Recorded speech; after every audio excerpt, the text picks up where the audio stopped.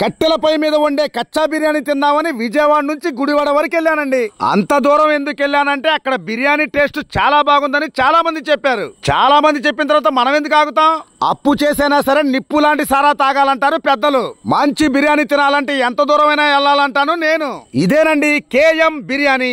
నిజంగానే వీళ్ళు బిర్యానీ కాడ నుంచి కట్టా వరకు అన్ని కట్టెల పొయ్యి మీద వండుతున్నారు. కట్టెల పొయ్యి మీద వండే టేస్ట్ మీకు తెలుసు కదా.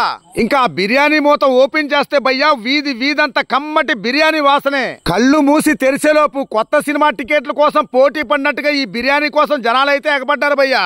నాకైతే చాలా ఆశ్చర్యం అనిపించింది. టేస్ట్ అలా ఉంది మరి. ఇంకా మనం ఎందుకు ఆగుతాం? కొత్త పెళ్లి కొడుకు శోభనానికి ఎగబడినట్టుగా నేనైతే బిర్యానీ మీద ఎగబడిపోయా. వీళ్ళ దగ్గర చికెన్ బిర్యానీతో పాటు ఆదివారం బుధవారం మటన్ బిర్యానీ ఉంటది భయ్యా. దాన్ని అయితే డోంట్ మిస్. వీళ్ళ దగ్గర బిర్యానీతో పాటు కట్టా టేస్ట్ కూడా నెక్స్ట్ లెవెల్ లో ఉంది భయ్యా. కట్టాతో పాటు పెరుగు చట్నీ, గోంగూర, పుట్నాల చట్నీ దేనికదే వెరీ స్పెషల్ భయ్యా.